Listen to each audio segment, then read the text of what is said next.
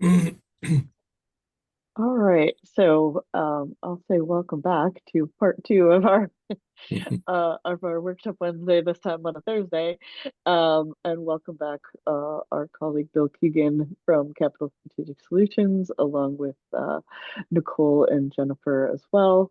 Thank you again for being here after our abrupt ending last time. We're thrilled to have you back.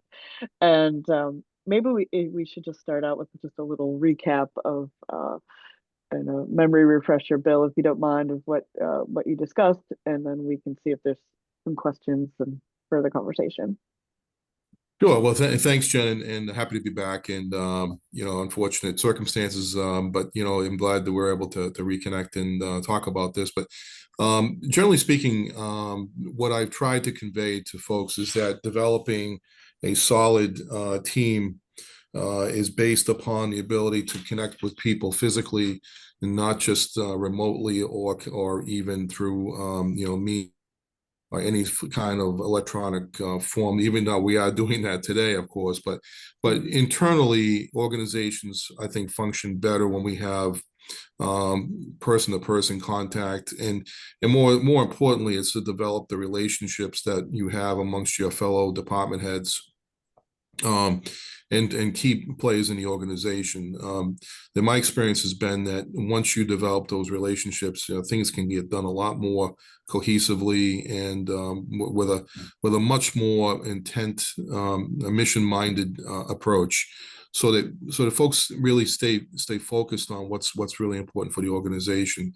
And my experience has been in many places that organizations become a little bit disjointed, because there are so many direct reports in many cases, or there's a failure of the manager to really connect with his team members on a regular basis. And so I insist in many cases, especially with new managers, to get into a habit of talking with your team on a weekly basis. And it's really hard time-wise to meet one-on-one with everybody, even though that may be necessary from time to time. But to meet and connect at least once a week, to talk about what's critical for the organization, stay focused on what's important and what needs to be addressed for the elected officials, as well as the different boards and committees that have different projects going on. So that's been my approach. It's worked really well, and I think putting people in just a room and calling them a team is not really a team until you develop the relationship. So I think that's really the message that I wanted to get across to everybody, and hopefully that you can find that to be a helpful piece of advice in developing a good organization. Okay. Absolutely. I would just want to follow up with that. Is there resources that you recommend? I think of like Brene Brown's work and leadership and so forth. Is there any books or other resources that you have found useful in kind of promoting teamwork? Well, one of the books that I've read over the years, and it just escaped me now. The Boys in the Boat. Have you ever heard that book? It was just recently came out as a movie, Yep.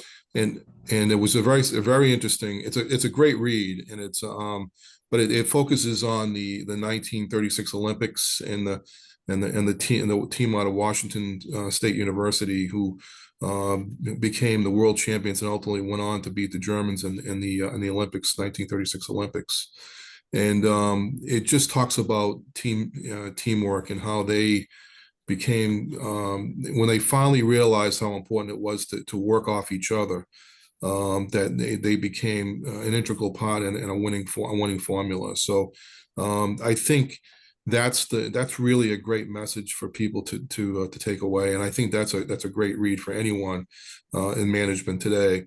There's other resources that you can find, ICMA has a lot of different resources for developing teamwork. And I've worked with them as well over the years, and I find that that's a great resource for any manager nowadays, is to look into their resources, into their library of resources.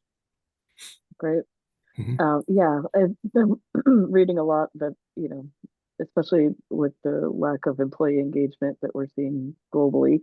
Hmm. Gallup just came out a couple days ago with another measure that for another year, employee engagement is down across the board. Um, so yeah, I mean, I run a leadership development program for municipal employees in Rhode Island, and one thing that always comes up in our conversations is, how do you get employees engaged outside of just the, meeting kind of framework or the Right. one-on-ones. Um, so I'd, you know, be eager to hear if you've seen some exciting opportunities for that across your experience um, as time has Uh, gone on. Everybody has a different approach to that, and I think that and some people don't always feel comfortable engaging with people outside of the work environment. So in order to make that a successful approach, I think you have to build the internal relationship first. Mhm. And I really encourage people to have the conversations. And it's I don't know if I shared this story with you, but I remember walking into an organization. This is one of the last places I managed was in Foxborough, and in that situation, I walked into my first department head meeting, and unfortunately, the previous manager had been unceremoniously removed, and it was not a very pleasant experience for everyone. But when I first went there, you could see the look on everybody's face that they were just horrified by how they had been treated as and experiences they had just gone through in the organization. And so it took a little time to sort of break through that. And but I continuously brought them together on a regular basis for a good month, just constantly just trying to get them to engage. And ultimately it got to the point where they started having more and more conversations before the meeting. The relationship started to form, and then afterwards, I knew there was some conflicting personalities in the room, and I tried to sort of work with that. And then ultimately, after the meetings, I saw people hanging around and still just not getting up and leaving, just playing afterwards and having those conversations. And ultimately got to the point where it got to be so engaging. I used to purposely come into the meeting late for that reason. Because I wanted to see how well they were going to start forming that relationship amongst themselves. And ultimately, they did that, and it's almost through osmosis at times, but it happens when you get people in the same room, and ultimately they start forging relationships. And when I got to the point where I actually, hey, okay, everybody stop. We have to really do some focus. We have to really focus on some work today, and that's okay. That's really it was a good byproduct of what I was hoping to get, and I was really thrilled to see that happen. I told them that I said, look, you look at where we were and how far we've come, and they Mhm. really they stopped and thought about that, and they said, wow, that really is true. And so then one other experience I had was in another community where before Foxborough, I was in Dedham, and a manager and one of the DPW directors there said to me, he goes, he said, I got to tell you, Bill, he says, when we were doing those weekly meetings, he goes, I didn't always love them. He goes, they were, they took time out of my day. And but I got to tell you, the next manager didn't do them. And he says, and I felt so disconnected afterwards. He said, I didn't know what was going on. He said, I didn't know what the key issues were. I felt like we were so disconnected to the organization. So he said, I now truly value what you were trying to teach and what you were trying to engage with us on, and everybody said the same. So it's really I think it's really a critical piece of leadership that organizations have to show, and managers have to demonstrate, as being the leader of the organization. Mhm. Okay. Absolutely. I believe last time you had discussed kind of a cadence around how often you were meeting when, especially as a new manager, Yeah. with the department heads and so forth. Can you refresh our memory on that? Yeah, so I used to meet every Wednesday morning at 9:30, and I didn't start right first thing because I really wanted to do 9:30 because it give you an opportunity to at least understand what the critical issues are on your desk when you walk into work that day, and sort of organize your day for the rest of the week, or for the rest of the day, and So I would start the meeting at 9:30, and I try to finish by 10:30.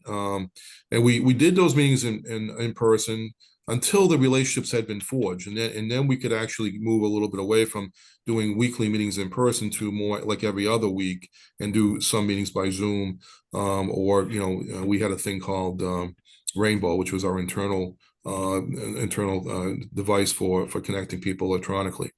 Mhm. And we found that to be a very useful approach too, because it's difficult sometimes for especially department heads who are located in different buildings to get there, and to really, it's because it takes them longer more time to get to the meeting and leave and go back. So I would try and keep the meeting to about an hour, because I know it's important that everybody has a lot of things to do. Sometimes those meetings would carry over a little longer, because there'd be critical issues that would be focused on, maybe talking about the budget or the capital plans or whatever the key issues were for the moment. And it's okay to do that, but if people have to leave, you respect that, and if they have other complicating factors, I would always say to people that if you can't make it, then please send a representative. So if you Mhm. have an assistant or somebody else in your department that's a key person, feel free to bring them, because we don't want them to feel like they've missed something important for the week. Because I always start those meetings out with being, I would give everybody a sort of a recap of what's important, what I've been working on, especially particularly from the Board of Selectmen's perspective, um, and or the select board, and then provide them with key issues, either from the finance committee or whatever was going on at the time, and then just give them a recap of that. And then that usually take 5 or 10 minutes. And then I'll go around the room and then get everybody's input to see what was going on. Another key point here is that if somebody consistently says nothing's going on, then you want to have a conversation with that person. You want to have especially after or before another meeting, say, look, you're the department head. We pay you to lead, and if you're constantly telling me there's nothing going on, I get concerned about that. So Yeah. please tell me, there's going to be more than just nothing's going on. I need to know what's happening in your world, and please give us all, the benefit of what's going on in your department each week. It's much more Mhm. important to do that. So Yep. that helps people engage a little bit more. It makes them more and more accountable. That Yep. your responsibility is for your department, and also to share your information with us so that we know what you're doing, and what's getting done. Mhm. Absolutely. Now, as far as some of the things I've seen, and I know it's pervasive across the country, Mhm. oftentimes we find it difficult for employees, municipal employees, who um, might be having an elected official come to them that's not the mayor, Mhm. but like Yeah, the city council or whatever, coming to yeah, them and asking them to do things directly instead of going through their manager and kind of that correct route. Um, how have you kind of protected your employees in the past and tried to sure. draw those lines? No, it's a great question. So, in those situations, I would always there's sort of rules of engagement Hmm. that I set for the organization. That was to, if you have an encounter with an elected official, be polite, be respectful, take the information, and just remind them that it's like, geez, I think this is something I need to discuss with the manager, Hmm. or ask them the question, have you discussed this with the town manager or the town administrator first? If they haven't done that, you might just ask them, geez, it probably, I don't feel comfortable responding to this unless you speak to him first. Or say, look, if it's something that's relatively simple, like a pothole or something like that, yeah, sure, I'm not going to worry about stuff like that.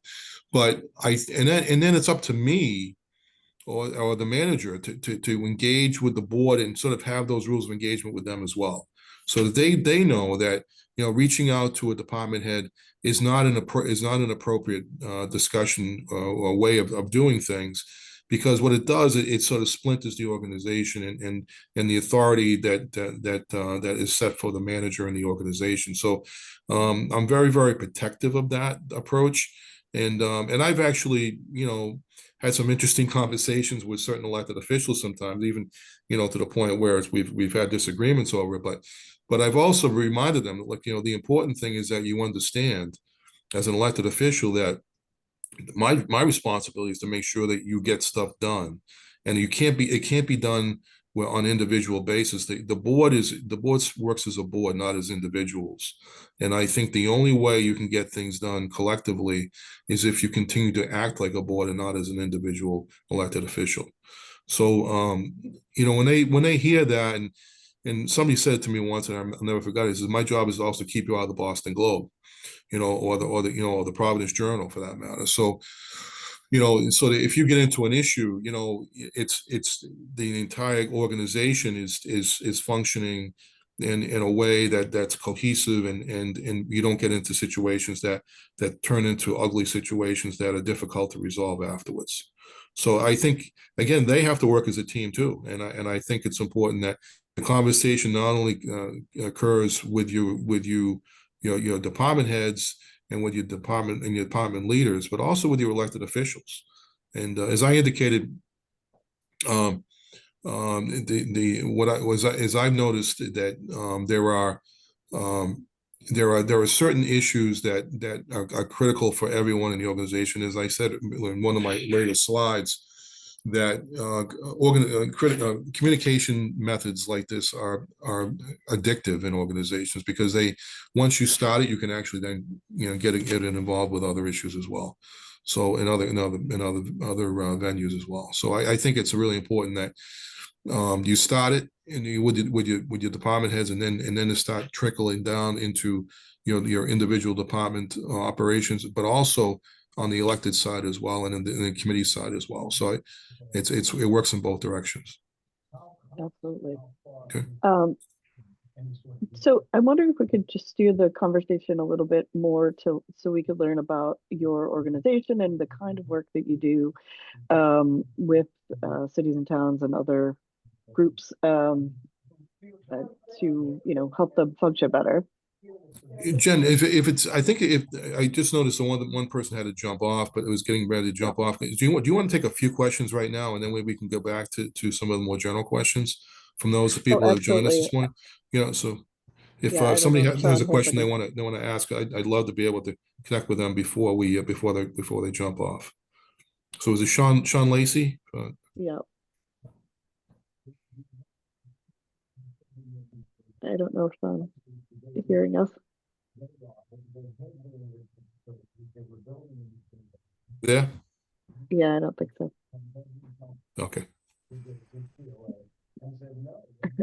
Sadly, I mean, not for Sean, but in some of our communities, I know some people don't even have a microphone for their or a Oh, video okay. camera. So Oh, okay. All I right. know Sean is well equipped, but Okay. he has to dash off. But Sure. um, yeah, if anybody wants to ask anything in the chat too, please go right ahead. We're happy to have those questions answered. Sure.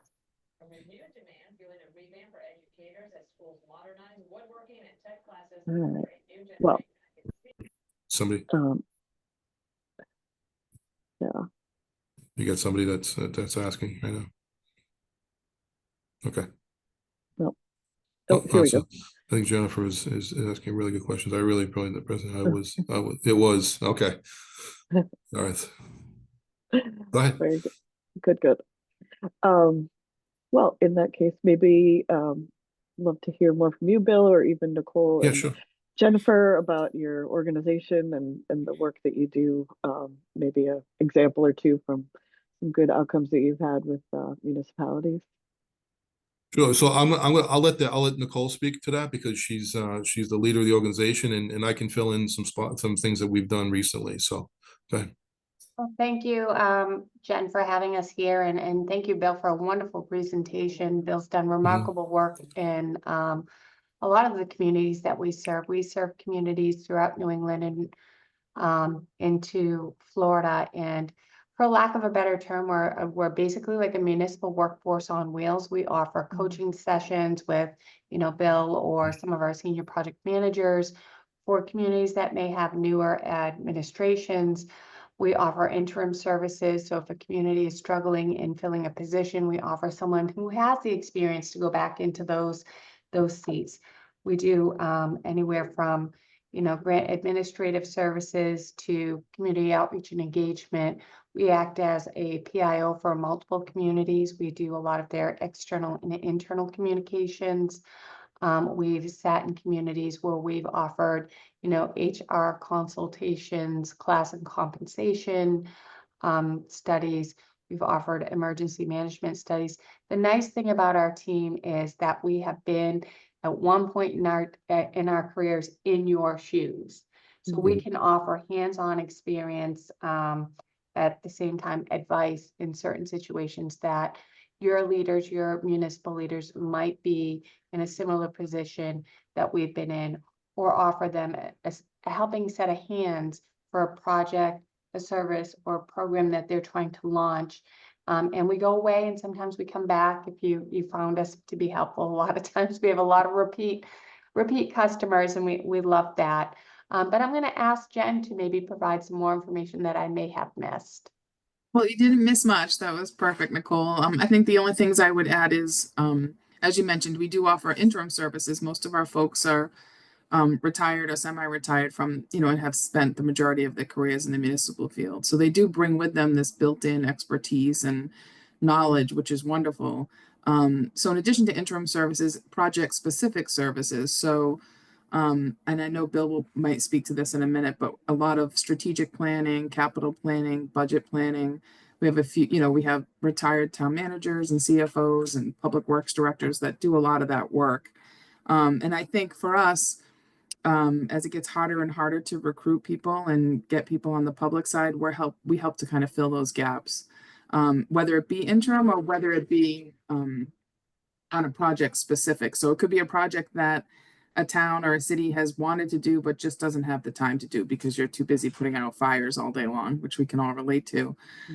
So that's the type of work that we love to do. We love to go in and help communities and take things to the next level. Great. I'm curious if you have any insights. I mean, you mentioned it, Jen. And we're facing it here in Rhode Island. We're trying to do a lot with, kind of municipal workforce development and trying to grow.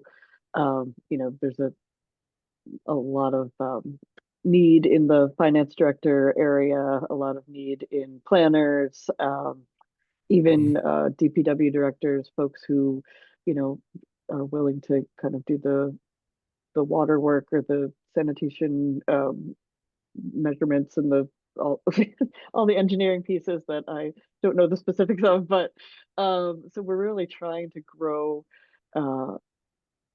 just the knowledge of these are exciting career paths. And I'm wondering, are you seeing that in other places? And have you heard any great ideas that are, happening with people trying to recruit new folks into the municipal world? Yeah, it's tough. It's very tough right now, and throughout the country for sure. We see it firsthand in New England, especially. Less and less people going into the field, and also just a lot of retirements the last decade, I would say. For us, the model, we try to be, we do help with recruiting sometimes, and we try to be very specific and targeted versus some of the blanket recruitment that, I think we were used to probably for the last 20 years. So especially on the public works side, Nicole and the team go to a lot of conferences and, public works conferences to try to encourage people to come up through management and, take things to that next level. But the model that I think we've experienced lately, the last few years, is folks that are ready to make the leap, maybe from an operations position to a management position, but it's their first time, and they may not be comfortable doing that completely on their own. So sometimes we'll come in and mentor them for the first few months and get them to where they need to be, gives them the confidence that they can do the job. And then it gives the community a chance to kind of try them out in that role with us kind of there leading them along the way. So we've seen that a lot with the DPW positions, and I would say the finance positions. So, you might have a very well-seasoned assistant treasurer collector, but they're nervous or apprehensive that they're not ready to become the treasurer collector. Or same thing in public works. They're not, they're used to being an operations person. They're not sure if they're ready to handle the administrative side of it. So we'll bring in someone to kind of coach them, someone that's done the job, and say, no, you're there, you have the skills, and it helps build up their confidence and get them familiar with kind of that, management side of things, that administrative side, I think. And Bill, you Bill and Nicole, you might have other things, but that's what I've seen a lot of the last few years, I would say. It's tough. It's tough to get people for sure. It's a problem everywhere I've been, and I've seen it in New Hampshire, I've seen it in Florida, I've seen it in Massachusetts, particularly in Rhode Island, of course, too. So I spent some time in Rhode Island seeing the same type of things there recently. So one thing that and it's interesting because we think of our name, Capital Strategic Solutions. So we do a lot of strategic stuff as well, because on the strategic side, one thing I know is very, very common in municipalities is that there is no strategic plan for organizations, and most management articles I've been reading recently, like 89% of organizations don't even know, don't have a strategic plan, and 95% of the people in the workforce don't even know what a strategic plan is. So it's something that really is critical, particularly today. And succession planning is something that has to be done right now, because what we're finding, and what we've done and gone into communities to do is like, there's not a deep bench in any position nowadays, and you see it with town managers, you see it with finance directors, public works directors, assessors, technology people. I mean, any one of those key roles, planning directors. And it's interesting because what we tell people is that you should always be in a position where every department should have a number one and a number two, to the extent that you can do that, because in the event that that number one disappears, you need to have somebody to step into the shoes. And so you got to develop that number two person, that's the bench person, so to speak, that can step into that role. And so no matter how minimal how minimal the financial capability is in a community, that to me is money well spent, because if you can actually, if you can eliminate downtime because you can't operate because there's nobody able to do the work, that's the service that you're providing for your public. So I think there has to be more strategic planning like that, and developing organizations that make sense, as opposed to ones that create critical failures because they just don't have enough people set up to take over those roles. So we're seeing more and more of that. We're getting more and more interest on that. With Jen Thompson and I are working on another community right now about developing a strategic plan for a community, because it does two things. One, it keeps everybody focused on what the mission is for the community, what you're trying to deliver. Most organizations don't even know what have a mission statement or a vision statement. They don't even know what those are. So you got to have that in order to know why you're doing this and why you're coming to work every day, and what services you're providing to the community, and how important, how valuable those services are to the community. And that you're not just collecting a paycheck, you're providing an important service that residents have come to expect. Absolutely. Can you take us through just the very basics of who you would have involved in the strategic planning process? Sure. So I appreciate you asking that question, because I just actually gave Jen Thompson a whole scope of work for a project that we're going to work on come in a couple of weeks, we hope. So sure. So that involves the leadership group of the organization, the elected officials. It involves the key boards like the finance committee, school board, the board of selectmen or select board, town manager, town administrator, department heads, even residents to that extent, because your first order of business is develop a mission statement, and then develop a vision statement that goes with that. You then focus on what the key goals are for the next 3 to 5 years. So what are the things that you want to achieve for the upcoming number of years, and then set those goals and do a goal setting session for both your department heads as well as your elected key board officials. Look for the commonalities in those goals, and so to try and get people on the same page, so that they understand that there are certain things that are common concerns that need to be addressed on both sides. And then once you agree on that part of it, the rest of the part of it is actually pretty easy. You can it's getting the agreement on what's important is the key issue. You then you get those key goals and set them in place, and try to develop a workable plan that's reasonable and understandable, but also developing is some key measurements. how are those things getting done, and what are the key steps that need to be taken, and who's responsible for those things. I mean, you need to identify the key players and who's responsible for what, and then hold them accountable for getting those things done. And set a timeline in place, and do periodic checks every 3 to 6 months. Check the plan to make sure that it's getting accomplished, things are getting finished, and then moreover, looking at things that how is the plan changed? Are there things that have to be adjusted in the plan, because things change. We know, nobody expected COVID to happen. Nobody expected these tariffs to happen. How is that going to affect some key projects that are coming up in terms of construction costs? We don't know, right? So it's something that has to be paid attention to. We have to focus on as organizations and towns and cities, to make sure that we're keeping that 10,000-foot view always in view of where we are. So that the organization, the community itself has confidence that it's being run not only just from a day-to-day basis, but more from a strategic basis as to how you're running the organization. Okay. Great. Yeah, I think that's vital, and Yes. certainly something that would be useful for any city or town. So I don't think I don't want to keep you all day. I don't think I have any more That's questions for fine. you. And I appreciate your willingness to let me pepper you with questions. I think the work that you do is fascinating, so I'm really excited to have you guys here. That's fine. So does Rosemary have a question herself? That I know she's still on there. So is there something that she'd like to ask directly that affects her community? Everything you said affects our community. I took a lot of notes. I'm a tax collector here. I'm not the finance director or anything like that, but I do have a staff that I have to oversee. So this was very helpful, very helpful. Great. So I appreciate it very much. No, I'm glad to help. And anyway, and feel free if you need to contact us in any way, shape, or form to ask questions.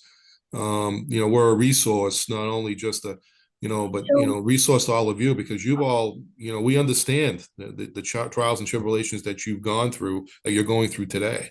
We've all been there. We've all understand that. Now, do you also say someone is looking for a job, but not in, say they were moving like to Florida or Massachusetts? Do you have resources to people that are looking for jobs, or you just do the strategic planning for everyone and training and so on and so forth? We actually do some recruiting, but I'll let Jen or Nicole speak to that. They actually, that's the kind of work that they do on their end. But who do you want? Jen, do you want to speak to that? Or? Sure. Yeah, we do recruiting on both ends. So certainly cities and towns will have us come in and try to recruit for specific positions, but also we just have a great network of people that are either already in the public sector or maybe interested in trying out the public sector. So we do often have folks that will reach out to us and say, either I'm moving to the area, or I'm looking to go into this, and we sometimes will connect them with municipalities that we know are looking for certain a certain skill set. So we definitely do that. Very, very good. Thank you. I didn't know that.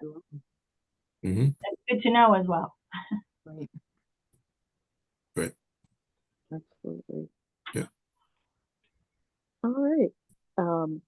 Well, again, I thank you for your time. This has been super informative. And it's always nice to be able to have a follow-up conversation, even if the circumstances were what they were. So thank you all for being Thanks. here. I'm gonna post and distribute this recording as well. And yeah, and we'd love to, I'll contact you offline to just talk to you a little bit more about how we can engage together. So Sounds I have great. one more question. Oh, So please. if we wanted to utilize capitals, say the town, do we go through you, Jen, or do we go directly to Capital Strategic? I'm happy to give you their contact information. Okay. yeah, that's fine. Probably a little easier than putting it in the chat, but yeah, I'm happy to connect to you. Wonderful. Perfect. Because I would like their contact information. Absolutely. Thank you. My Great. pleasure. Thank you, Excellent. Bill. Thanks so Nicole. much, Jen. You're quite welcome. And good and best of luck to you. I know it's a challenging work, bit of work that you do there. So nobody likes the tax collector. You know, No, I nobody wants usually to pay don't, taxes, right? right. I usually don't like to say what my title is, but in this case, I guess it was. But no, we have a good staff down here. We really Great. do. And it's, some people think that's all we do is collect, and we don't. We do a lot. We go above and beyond. Excellent. We do a lot more than just collecting money. Trust me. Yeah. Yeah, I'm Right, sure you we do do. I'm sure you do. Oh yeah, I'm and sure you wear many hats. I'm sure how that works. yes, we do down here. Absolutely. No question. Well, thank you again. You're Thank quite you for your welcome. Best of luck to you. Thank you. Okay. You have a great All right. day. You as well. Bye bye. All Bye right. now. Thank you so much. Bye bye. All right. Well, thank you, folks. Thanks, Thanks, Jen. Nicole, Jen. Thank you. Thank you, Jen. Yeah, thanks, Bill. Great to see you all again. And yeah, I'll be in touch. We'll see how we can Do you continue to guys work together. actually do an annual meeting somewhere, or do you We do, yeah. In fact, I think we all got connected maybe just after, or we had already filled up our Okay. booth space for our annual meeting, but it is in March every year. Okay. So I was at MMA's meeting this year. That was fabulous. So I got to see what it's like to have that many cities and towns. Yeah, 39, that's I a think, is how huge operation. Yeah, it's a big yeah. deal. But So yeah, so we would love to have you. We also do like an annual dinner that we have different educational sessions and kind of a mini expo at. So there's certainly lots of That good would be ways that we great can too. engage. Fabulous. All yeah, right, if we can well, help, we can help anyway, let us know. Okay. sounds good. I'll definitely be in touch. Thank you so Thank much. you. Thank you. All All right. right. Bye-bye. Thanks, Take everyone. care Great to now. see you all. All right. Take care now. Bye-bye.